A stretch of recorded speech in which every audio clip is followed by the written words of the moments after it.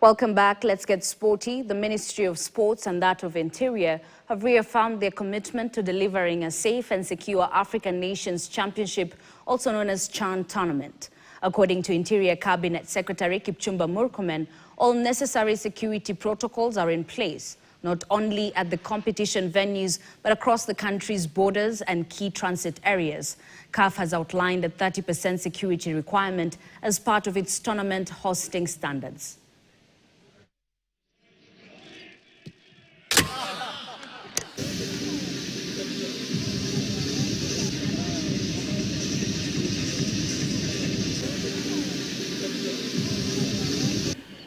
Many of our services are online, and therefore I don't think Kenyans will have a problem buying the e-tickets.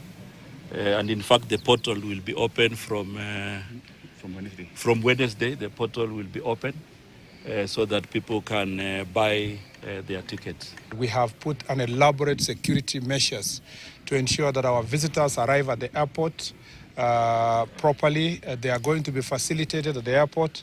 As you very well know, all African countries have an exemption from ETA, so their entrance to the country does not require any kind of a visa.